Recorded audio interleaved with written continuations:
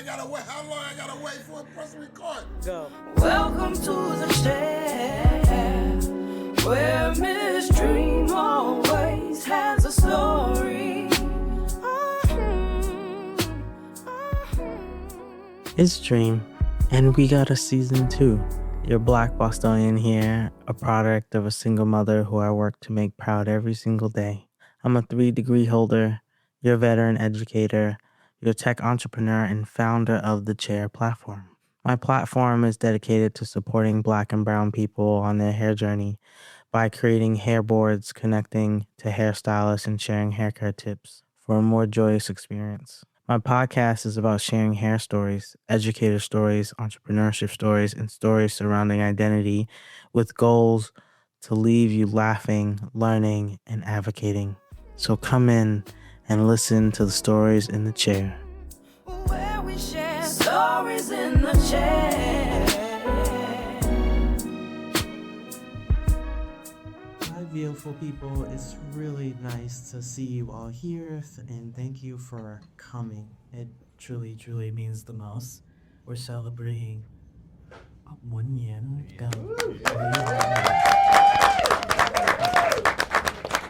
And this is our second live roundtable in partnership with Just Puckish. So please give me a round of applause.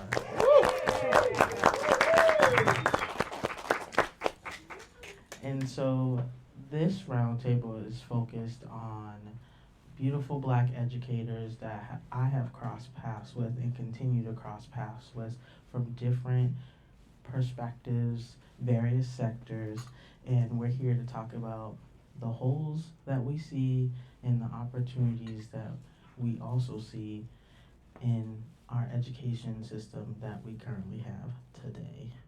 This is a discussion. It's not a panel. I've been to many panels. I've seen too many panels. We have 3 questions, and that is it. The goal is to dive deeper, hear people's thoughts, where the tensions are, what we agree with and disagree with, and then leave here hopeful that all of us are a part of the solution here, every single one of us. And that everybody you touch is also a part of the community and also a part of the solution. So thank you for taking the time out to chat. This goes for an hour, and then we have a half an hour, so please talk to all of us. We're here, make connections, understand that we are all community together. Okay? Right. Yes. So to make sure that we move through all the pleasantries, I'm going to read everybody's bio that they sent, and then we're going to hop straight into the first question. Okay? So, Cyndi Weekes Bradley. Hey. Woo! Hey. Has over 20 years of data-driven experience in equity, including racial equity and co-creating spaces for educators that matter most to them. She has served in many education roles, from teacher to administrator, and even the founder of her own boutique equity firm, The Equity Process. In addition, Cyndi is a globally certified mindful practitioner, certified applied compassion trainer, and ICF trained coach. She is also the co-founder and creative mind of Cynergi Healing Center. Please welcome Cyndi. Alia Brown. Hey. Ow! Alia is a social worker earning her MSW at Bridgewater. Hey. She holds a DA in criminology and focuses on supporting BIPOC populations through community development, policy advocacy, and post-incarceration support. Nice. As a clinician, Alia works with multicultural, multilingual individuals, especially those most affected by systemic and institutional oppression. Eager to better understand and address the school-to-prison pipeline, Alia aims to build relationships across diverse communities to promote growth and improve access to mental health care. Please welcome Alia. Portia please pronounce your last name for me? Olajuwola. Olajuwola is a native of Chicago who writes, lives, and loves in Boston. Portia is a writer, performer, educator, and curator who uses Afrofuturism and surrealism to expand historical and current issues in the Black women and queer diasporas. She is an individual World Poetry Slam champion and the founder at the Roxbury Poetry Festival. Yeah. Portia is the author of I Shimmer Sometimes Too. Please welcome Portia. Data Ruff. D. Ruff is a two-time Boston Music Award Spoken Word Artist of the Year nominee.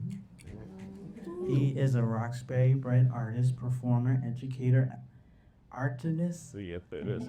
This is First of all, this is a typo. And host. He co-hosted If You Can Feel It, You Can Speak It open mic movement for 14 years. 16 now. 16. Yeah. Most of his poems stem from personal experiences and observations ranging from love and heartbreak, inequity, and culture. He performs in hopes that someone of color will also want to find a way to express themselves. And you can find his work in CBS News, Museum of Science, Isabella Stewart Gardner, and the Boston Globe, GBs, and more. Please welcome.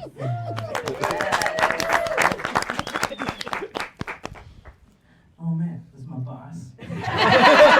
No bio needed. No bio. Abdi Ali. Abdi is a curriculum designer, classroom teacher, and a former district administrator in the Boston Public Schools. With almost 3 decades of experience, trained in educational ethnography under the mentorship of Dr. Sarah Lawrence Lightfoot at Hugsy, Harvard.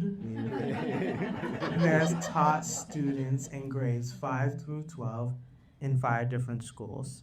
He is the founding faculty member of the Boston Arts Academy, where for 13 years he co-designed an interdisciplinary humanities program. Woo! Please welcome Abdi. Me, I'm your host. My name is Dream. I am a Black woman, a 3-degree holder, Fulbrighter, systems practitioner. Woo! Let's see. Yep. Go ahead. You gotta read that. You gotta read that. An educator turned tech entrepreneur and an award-winning podcaster.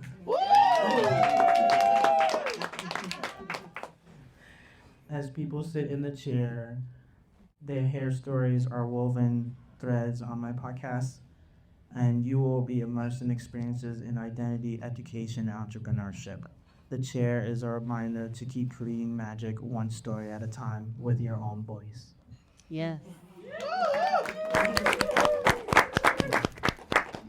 So my first question I was curious about, I am wanting to know what the holes are that you see. This question comes from, I was reading a book called Level Up. It's Stacey Abrams' book with her bestie.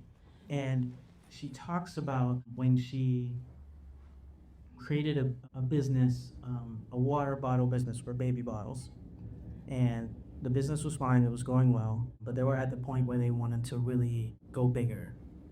And so she said, hey, her and her bestie said, we need to get everybody in the same room to have this conversation, like a supply chain conversation. I thought this wasn't a dramatic thing to think about, but in the book, it spent 2.5 chapters talking about it, because in the bottle industry, the distributor, the assembler, and all the people in between don't talk to each other. So she got everybody in this room, and they found so many holes to make their process easier. And so I thought about, well, have I ever been in a room of educators where we had our supply chain where there's multiple of us from different elements. So that's where this came from. I know we have 6 mics, so I couldn't bring a bazillion more people. She one louder. And so, so selfishly, this is where I'm wondering, where do you see the holes? That is a very loaded question. So, being a para now, so being at first was like being a poet. I was an independent contractor, so certain schools would have me come in and do poetry with their classroom. So that the holes in that is like not necessarily knowing what the lesson plan is, and just coming in on the fly. So then you have to build that. Being a para now and so there's like there's 2 other forms of like 2 other holes that are there, whereas one comes from the home, whereas like either the lack of communication or the miscommunication or the translations that need to happen because of the ways that certain folks have grown up at home, the way certain disciplines happen at home, certain lessons might be misconstrued at home. So that's one thing. And then the other side is from the administration down to the teachers, because as a para, there's only certain softwares that I can access, certain websites I can access, but I need to also be included in the classroom. So it's kind of hard having to jump back and forth between the teacher, jump back and forth between administration, then try to talk to the state about, or the city about what access that I need, and then trying to do it these ways. So there's so many, and then there's so many other holes in that, that it's more so like trying to find the beginning of all of this and trying to put out all these little fires. So that's what it felt like from a para perspective right now. So I did work, this is really loud. I did work with children in intensive care coordination services, meaning that the children that I were working with were dealing with severe emotional disturbances. And the biggest things that I've noticed in doing that work is a lot of the children don't get the access to mental health care in the home, in the community, or the resources that they need to thrive. And I think that that is important in the academic setting, because you can't expect these children to come and be focused and all in the classroom when they have to worry about whether or not they're going to eat, or whether or not they're going to be able to, have a bed at night. So I think that's a huge hole. I think where I find the huge hole is the not respecting the lived experience of the people that we serve. I think we are here to serve folks, and we all come from different walks of life. And there's a certain demographic of people that have the table, and the people that we are serving do not. And until the people that have the table begin to believe and listen and trust those that they are serving, what they have experienced, their lived experience, and honor that and celebrate it, I don't see the hole ever filling. Thank you for that. I'm just like reflecting on what everybody has said. And, I have the unfortunate privilege of being a professor at Emerson. And so I think a lot about institutions of higher learning, and in the practice of, or have been in the practice of, studying Black girlhood under a professor in college who always made mention that the institution is not the place where learning happens.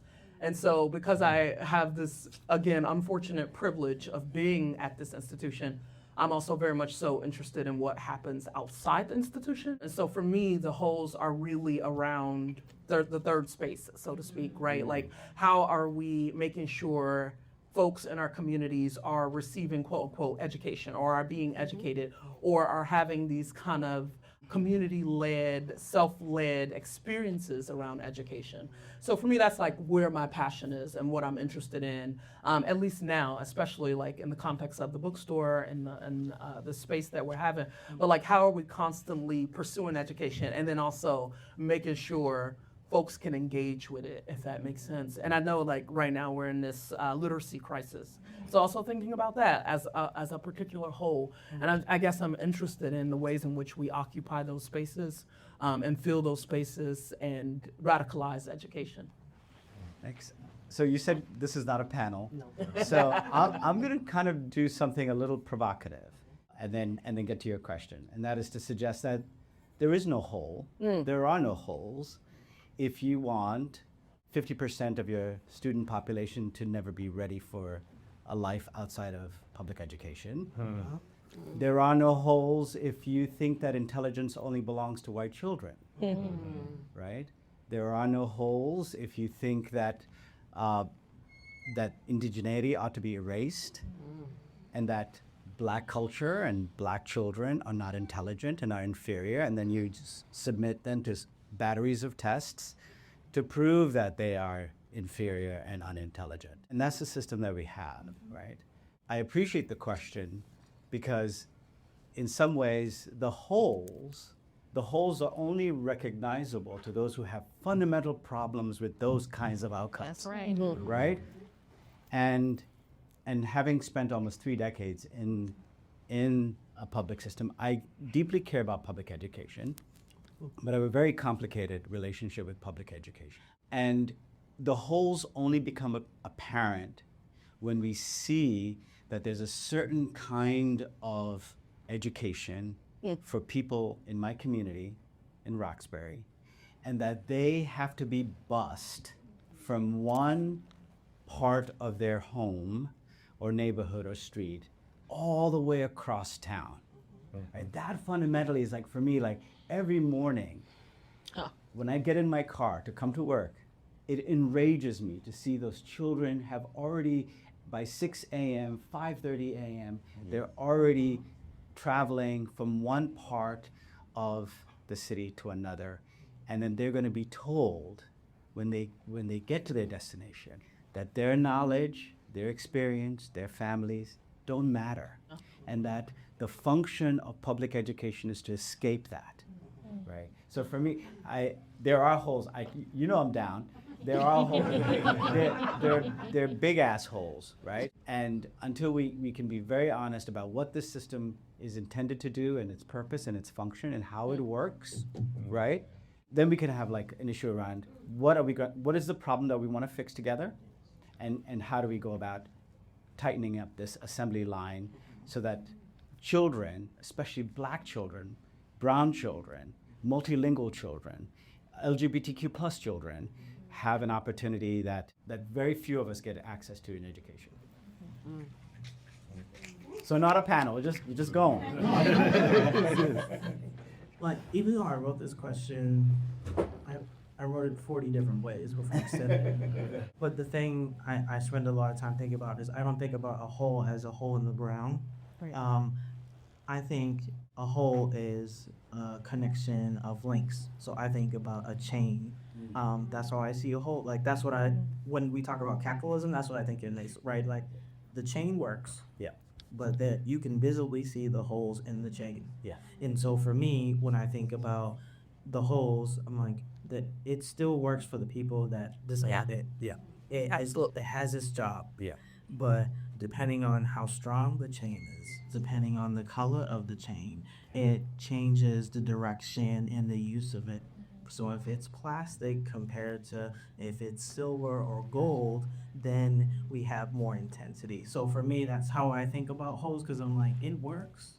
Yeah. It works. Works perfectly. Right? Because in my mind, I attended public school, charter school, Catholic school, and private school, and all of them still have holes in them. Yeah. And I think about the nonprofits filling in the actual holes themselves to make sure that we're seen. If we're not seen in the room, then we're creating spaces to be like, okay, well, we're not breaking the system because we don't have the funding or we don't have the time, so we're just gonna plug this up. This corner is gonna be plugged up for now, and then hopefully your nonprofit and your nonprofit will plug up the next ones, and then we can keep doing it instead of completely destroying it altogether.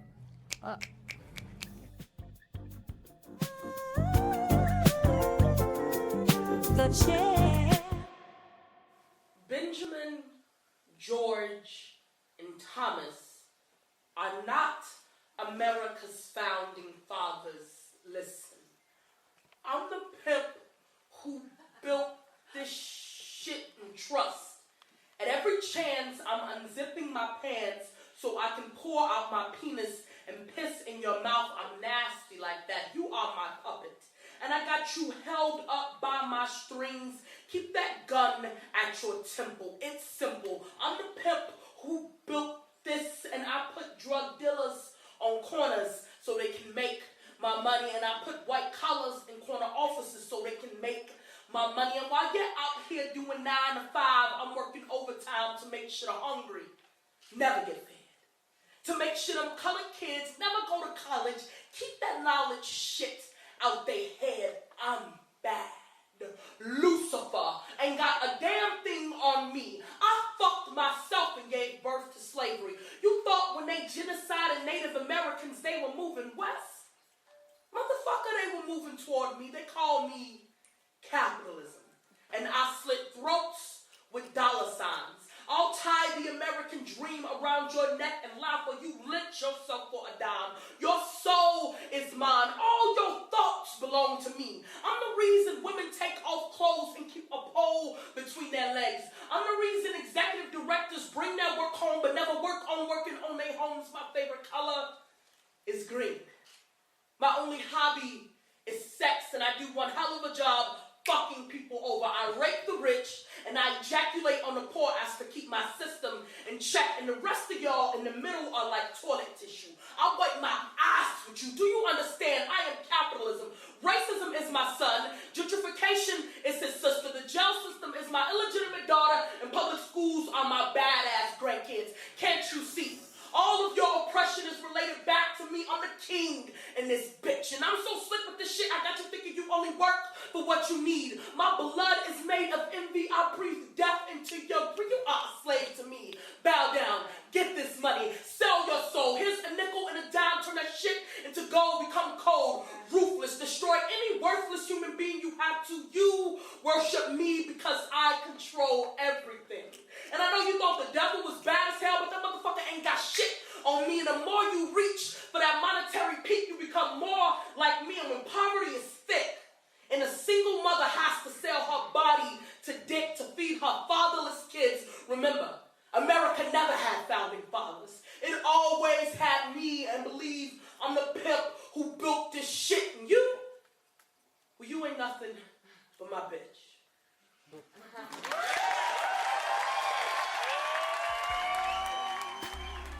Where we share stories in the chat. Part of me says it needs to be destroyed. Right. I agree. Very So I don't see, like, it's like a hole, like those holes that we drive over after the winter is over, and it's really bumpy and nasty. And really and truly, the whole street needs to be dug up and relaid again, the whole foundation. Because this was never meant for people that look like me and the rest of the people around this table, this system is working perfect. It's perfectly working as it's designed. So until we come together as people of color and set the next table like we set the table today, that those potholes are always going to be there, because everyone knows every winter there's going to be potholes. There should be money put aside to fix them properly, and there isn't. They're just filled and raggedy, and they break up again the next winter. This is a design. This is a design that is more than 400 years old. Right. And this design, if it's not broken up, burnt down, turned upside down, and everything else, it will continue. The next generation will be having the same conversation about what do we need to do and not doing it because we don't come together enough. Right? As people of color, we are dropping the ball. We aren't being listened to. So when we're not being, for instance, I don't work in a school anymore because I couldn't do it any longer. I could not do it any longer. So I went out, I started my own business, I started going into schools, we've done equity audits, we've done supported, superintendent searches, assistant superintendent searches. The last search we did, we were told we are garbage. just because we're a Black-owned firm, there was nothing to support that. There's so much data that shows that what we did was well. They even chose a superintendent. But not one single Black educator came out and said, I've worked with the equity process. Not one single organization that we've helped turned around came out and said, we've done this. Everyone was afraid of the white noise. So until we decide as human beings that we all deserve this and not just some, we will continue having these conversations at the table.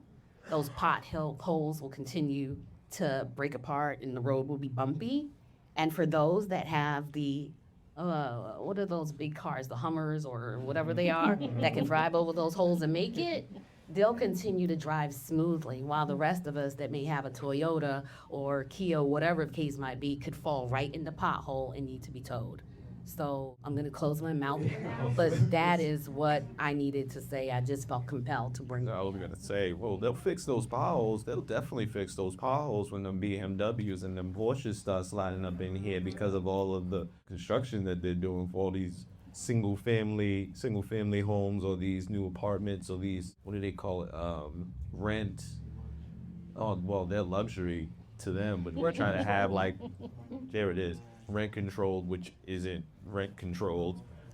So like, yeah, they'll fix them soon enough, just like they'll do something with our schools as soon as they finish moving us all out. I do want to jump in here because I think when Jean, after I spoke and Jean redefined holes, you schooled me on something that I wasn't thinking of, and I think it's important to sort of put into this conversation, and that is holes can also represent not as a pathology, right, but an opportunity and a portal, a fissure in the system that all of us can sort of penetrate or get in the middle of, wedge ourselves in between. So I'm thinking, is that what you meant? Like a hole as a way of an opportunity to sort of. One of the ways. Okay. That's one of the ways. Okay. But I feel that even when you're talking to somebody, every definition, like I always, like one of the best lessons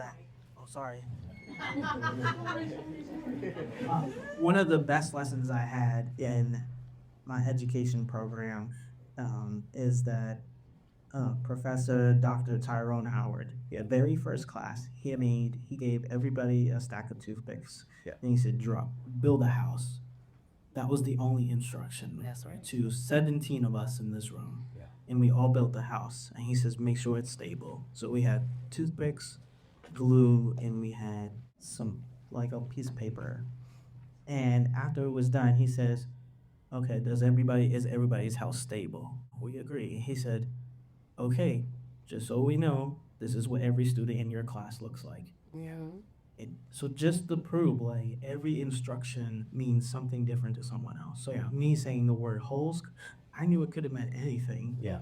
But being like, let me be as clear as possible, but my definition of hole in yours, I know is going to be different. Yeah. But that was really helpful to me because I want to think of it both as a problem, but also as an opportunity. And then I want to come back to what Cyndi was suggesting, which is like an opportunity to blow up the whole street and then repave it, right? Art together. Yes. And I have to sort of like locate myself in that kind of conversation. I'd love to hear those of you who are Afrofuturists to educate me on that. But I have spent the better part of my career imagining what the next thing might be, but also feeling super scared about it because all of us are caught up, entangled in racial capitalism, right? And so it's like, so if I were in charge, like, first of all, which is an awful formulation that someone like me should be in charge. One person should be in charge, right? That's a very, very Eurocentric sort of construct. But I want to hear from you all, like, how would you go about imagining filling the street up again, or our schools, through this process of really, really destroying it first in order to build it up? I'm with Cyndi. I feel like we need to destroy it. I don't think that this system was designed for us, and there is no fixing something that was never meant for us to begin with. So we do need to rip it up, tear it up, and start something new. And I don't think that that will look like something that we're used to because it's so foreign. Correct.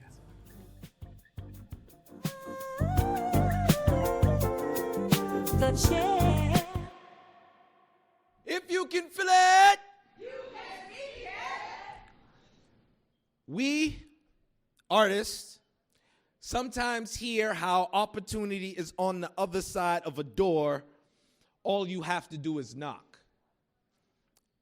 And it takes a while to knock. Watch friends stalk opportunity like prey. Prey opportunity cracks a door like a Bible. Jealous opportunity was attracted to their pheromones. So me, on stage, at this door, it's me knocking. But it's for more than the desire to be held by open ears, with all the power to push past pain, to walk, not crawl, up here with crown held high. But what does that have to do with you, right? You're not interested, especially when I chose this life. I don't get paid an hourly or a salary, juggling trust in timing just to hear I hide disturbed your routine, or you think I'm lying even when this is my way of crying. See, opportunity makes me work, and opportunity makes sure it hurts. Because when you're qualified, it shatters your breaking point. So when you succeed, you value your victory and can testify and let it amplify, embracing rejection like long lost friends.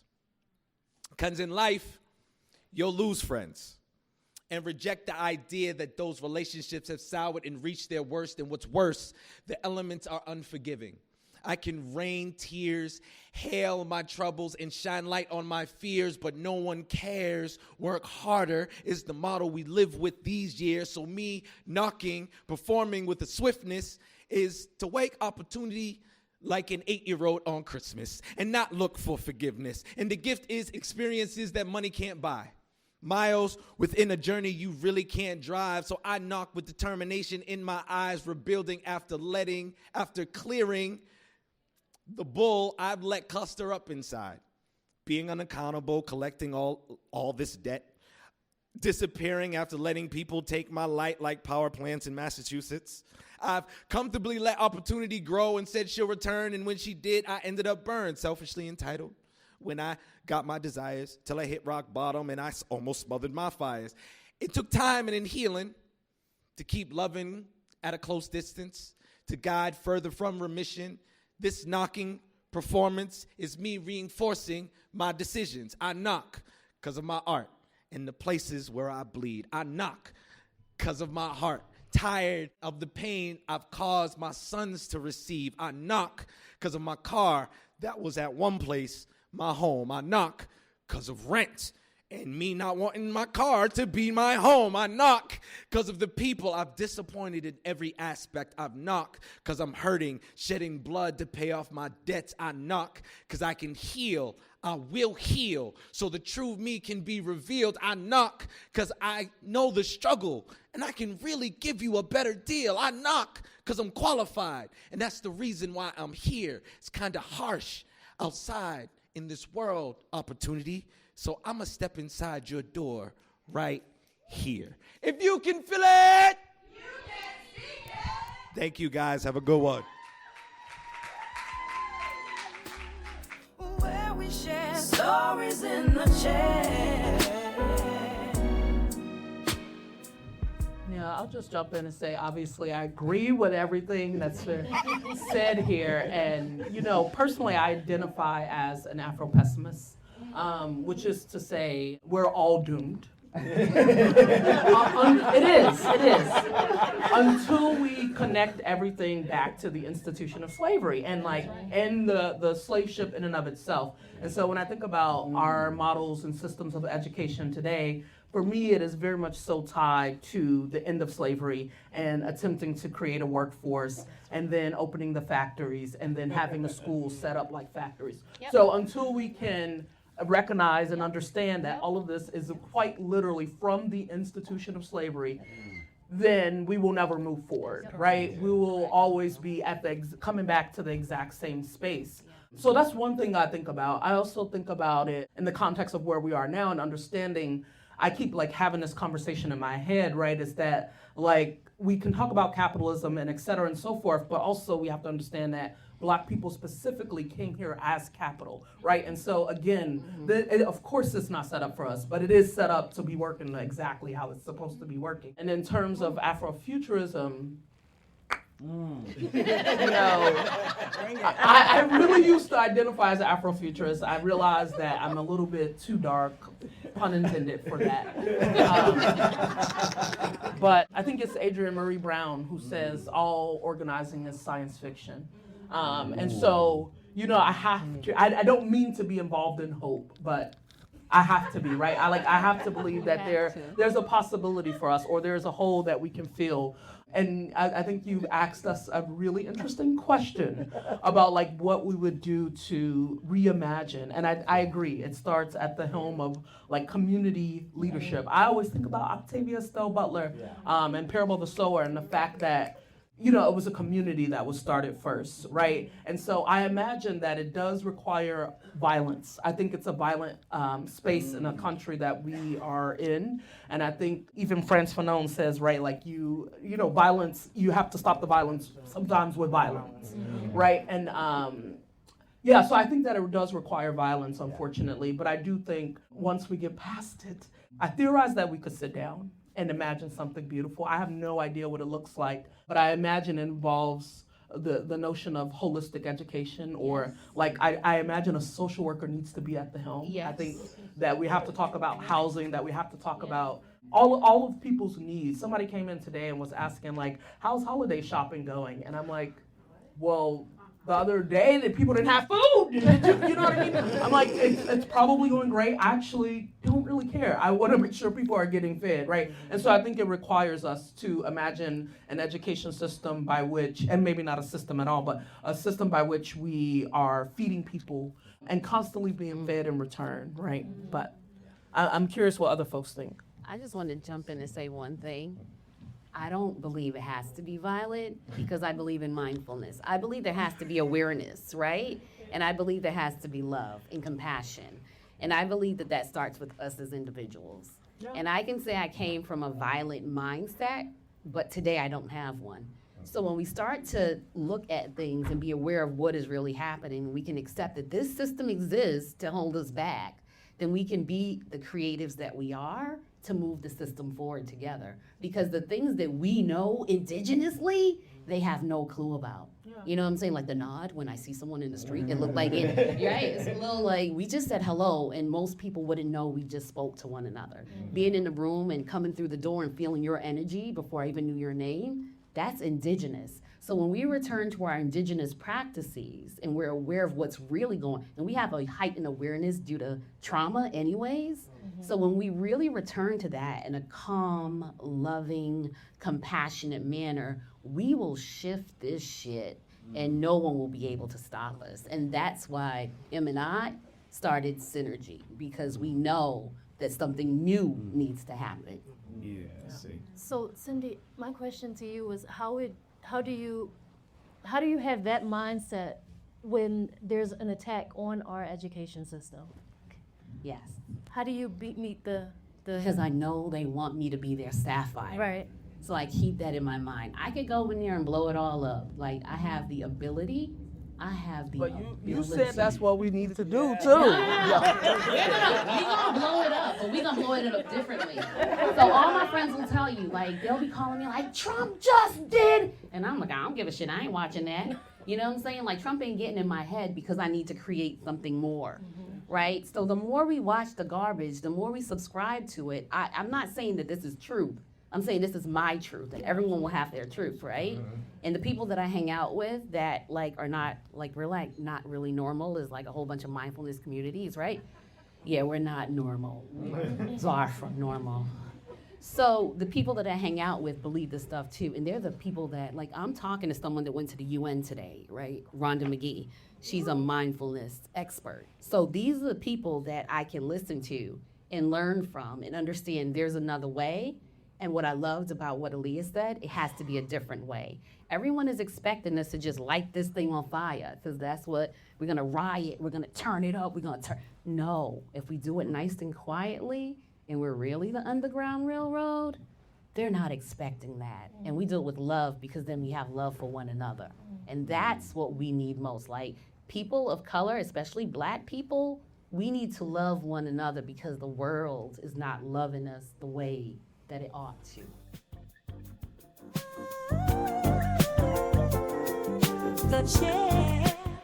Let me just say that I am a very beautiful person. I'm sweet and intelligent and funny and awkward. And I just had to say that. Only because I'm a little tired of this stereotype about the angry Black woman, whoop-de-doo, right? Because as you can see, I am Black and a woman, and I'm not angry at all.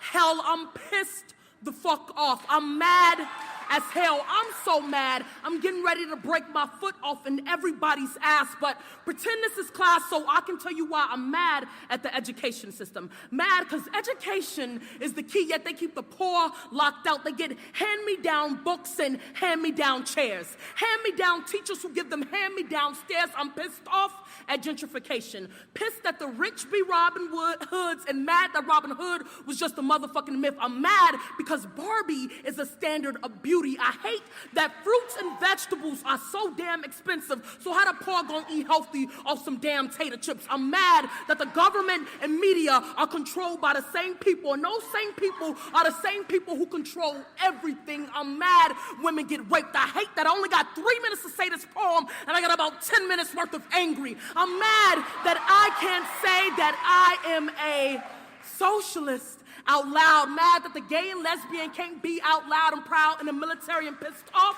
because only 28 states allow everyone to unite in holy matrimony. And while I appreciate civil unions, fuck civil unions. If I move to another state, then the state of my civil union is at stake. So what good is that gonna do for me in the state of Wyoming? And believe it or not, I'm still pissed the fuck off about slavery. That's right, I'm still mad because I still pick cotton off clothes racks and never racked up reparations. Mad because niggers call each other niggas, and sick because any minute sister girl's gonna turn around and call me a bitch. I'm mad at Black men for reasons I don't have time to list. I'm pissed off at hip hop. I'm pissed off at Black on Black crime. I'm pissed off that Ricky Ross got all the crack and we can't turn that shit back. I'm pissed the fuck off. I'm mad because above everything, at any given time and in any given space, I, as a Black woman, can suffer from racism, sexism, homophobia, classism. I can be raped, be burned alive, and no one, not a single soul, will look up to acknowledge my absence from this universe because I am insignificant, because I am a Black woman. And finally, you see, I have every right to be pissed the fuck off. But most of the times, despite what you believe, I'm really, really sweet.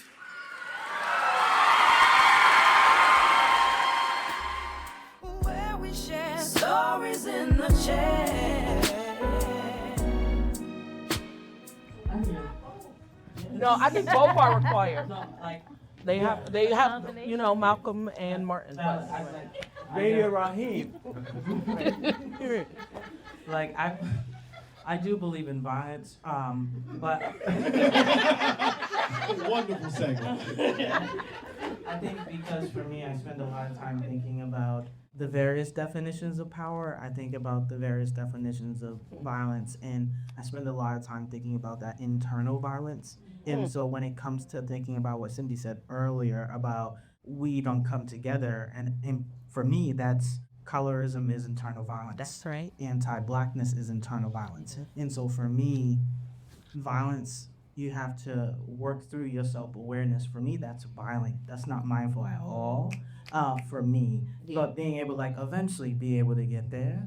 And I think for me, like, I don't believe there's such thing as a peaceful protest. I think that's oxymoronic. I think it's respectability politics for the news. It's comfort for white people. It's comfort for people who don't know the definition of protest and the difference between a protest and a riot. I think violence comes in different forms, just like I think power comes in different forms. And so for me, violence is necessary because when you uproot plants and and you're planting new things, the soil is moving, it is disrupted.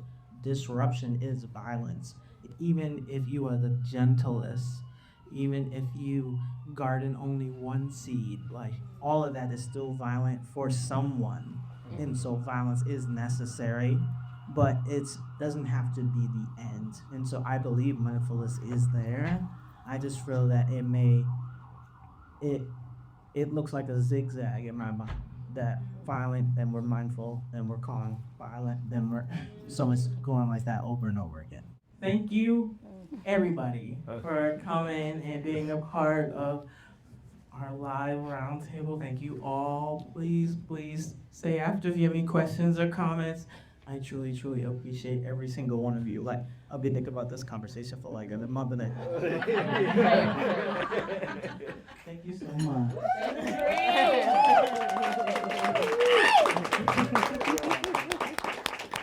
Welcome to the chair,